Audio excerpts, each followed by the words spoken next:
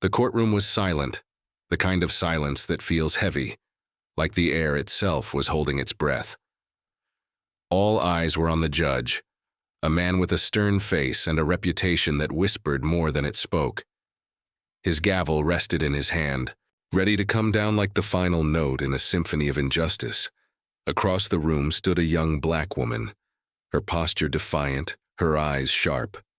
She was dressed in simple clothes, nothing that would suggest she was anything more than an ordinary citizen caught in the wrong place at the wrong time.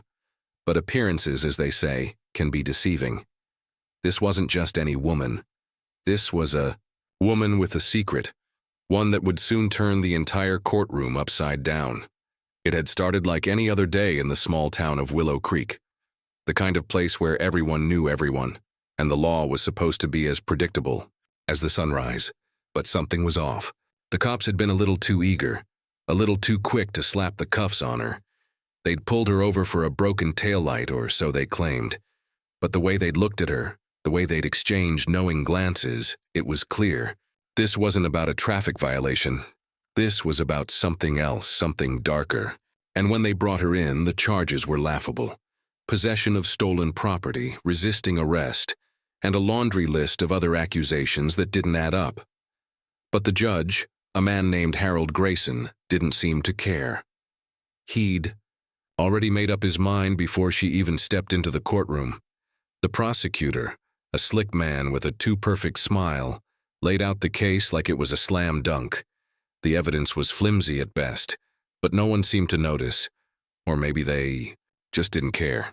The cops sat in the back, their arms crossed, their faces smug. They'd done this before, and they knew how it would end. The woman would take the fall and they'd walk away clean. It was a system that had worked for them time and time again. But this time, they'd made a mistake. A big one. As the judge prepared to deliver his verdict, the woman stepped forward. Her voice was calm, but there was a fire in her eyes that made the room freeze. "Your Honor," she said, "before you make your decision, there's something you need to know." The judge hesitated, his gavel hovering in midair. The prosecutor rolled his eyes, clearly annoyed by the interruption. But the woman didn't back down. She reached into her pocket and pulled out a small badge, holding it up for everyone to see. The room gasped. It wasn't just any badge. It was a CIA badge. And just like that, the entire dynamic of the courtroom shifted. The cops in the back exchanged panicked looks. The prosecutor's smile faltered. Even the judge, who had seemed so sure of himself just moments ago, looked like he'd seen a ghost. The woman, no, the CIA agent, smiled faintly, but there was no warmth in it. "You thought you could set me up," she said, her voice steady. "You thought I was just another easy target, but you messed with the wrong person." The tension in the room was palpable, like a storm about to break. The judge opened his mouth to speak, but no words came out. The agent took a step closer, her eyes locking onto his. "Now," she said, "let's talk about what really happened." But before she could continue, the door to the courtroom burst open. A man in a suit rushed in, his face pale, his breath ragged. He whispered something to the judge, who immediately turned even whiter.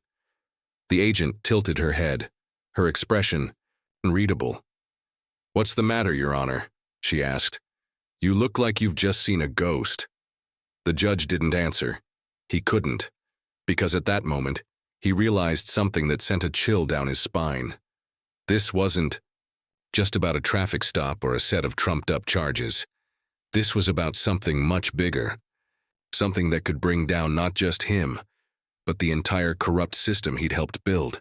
The agent turned to the courtroom, her gaze sweeping over the cops, the prosecutor, and finally, the judge.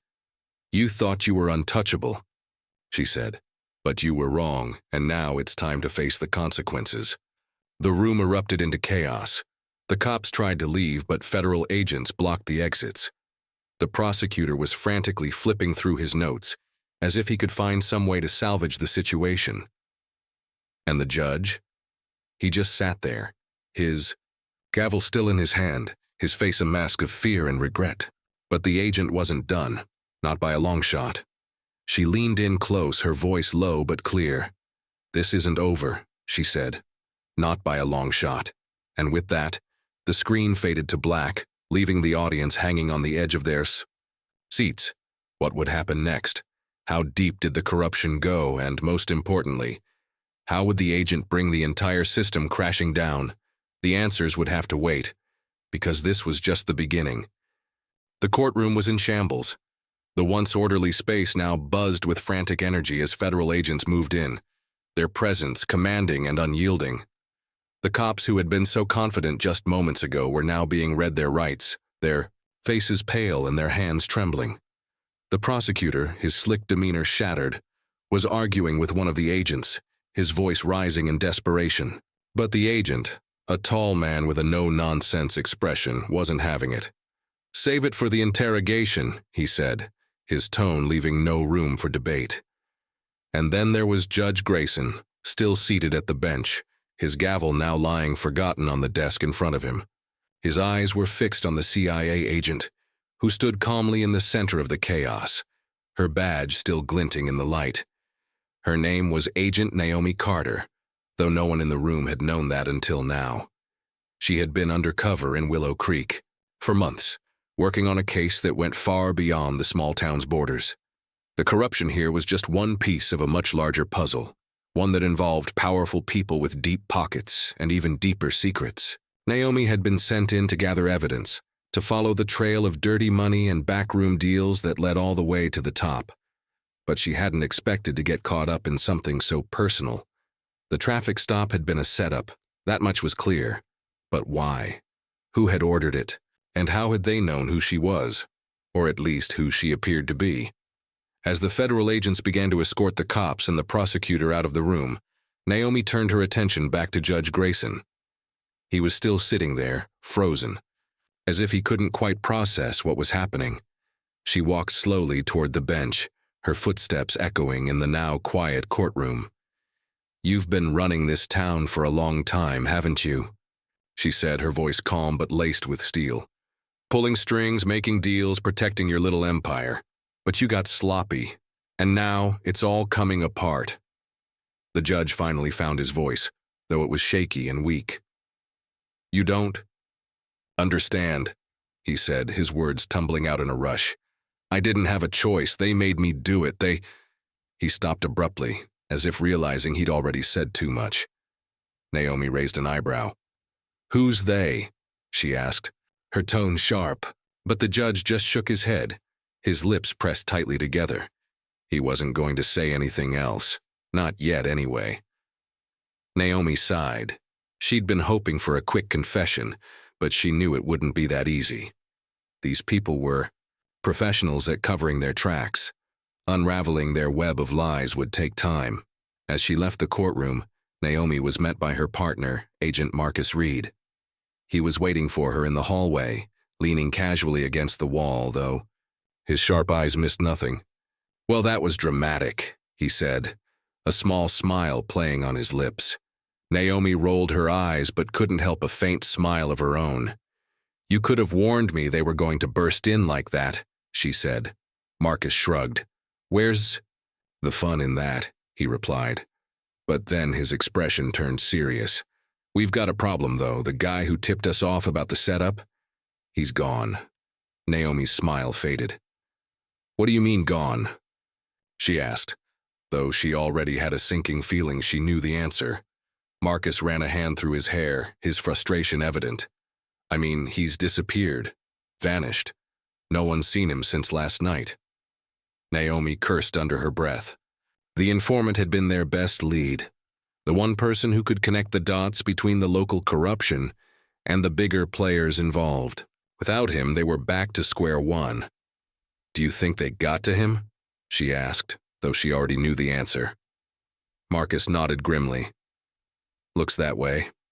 Whoever's behind this, they're not messing around." The two agents walked out of the courthouse and into the cool evening air. The town of Willow Creek looked peaceful, almost idyllic, with its tree-lined streets and quaint storefronts. But Naomi knew better. Beneath the surface, this town was rotten to the core, and it wasn't just Willow Creek. The corruption here was part of something much bigger, something that reached into the highest levels of power. Naomi had seen it before, the way money and influence could twist people, turn them into monsters. But this time, it felt personal. Maybe it was because she'd seen the fear in the judge's eyes, the way he'd looked at her like she was his executioner. Or maybe it was because she knew that somewhere out there, someone was pulling the strings, someone who thought they were untouchable. And Naomi hated nothing more than people who thought they were above the law. As they drove back to their temporary headquarters, a nondescript office on the edge of town, Naomi filled Marcus in on what had happened in the courtroom. He listened carefully, his brow furrowing as she described the judge's cryptic words. "They made me do it," he repeated slowly as if testing the phrase. "Who do you think he was talking about?" Naomi shook her head. "I don't know," she admitted. "But whoever it is, they've got a lot to lose, and that makes them dangerous." When they arrived at the office, the team was already hard at work.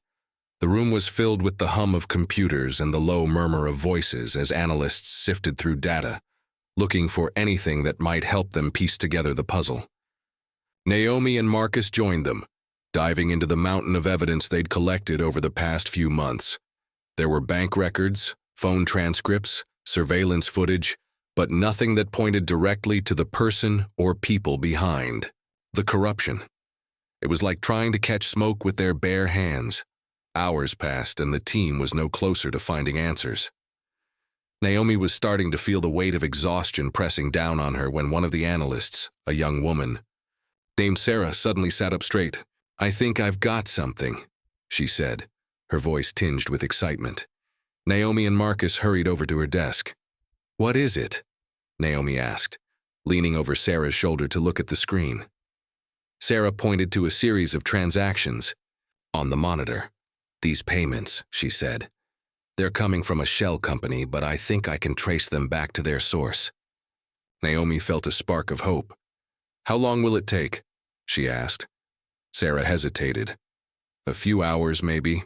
It's not going to be easy, but I think I can do it." Naomi nodded. "Do it," she said. "This could be the break we've been waiting for." But even as she said the words, she couldn't shake the feeling that they were running out of time. Whoever was behind this, they were always one step ahead. And if they found out Naomi and her team were closing in, there was no telling what they might do. As the team worked through the night, Naomi found herself thinking about the informant, the one who had disappeared. He'd been scared when she'd last spoken to him, his voice trembling as he'd told her about the setup. "They're watching me," he'd said. "I don't know how much longer I can stay hidden." Naomi had assured him they'd protect him, but now she couldn't help wondering if she'd made a promise she couldn't keep. If something happened to him, it would be on her. And that was a weight she wasn't sure she could bear.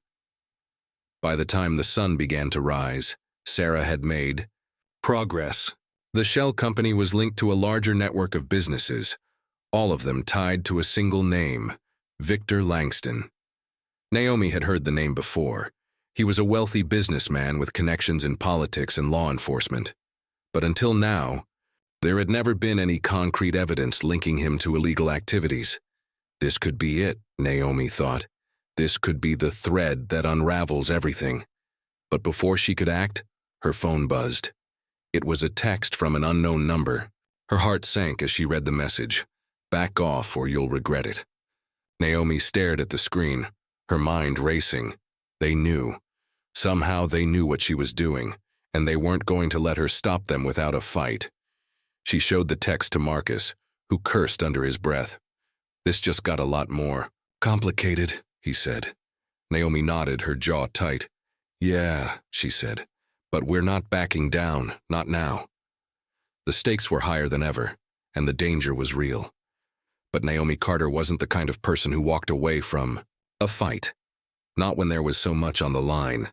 And as she looked around the room at her team, she knew they felt the same way.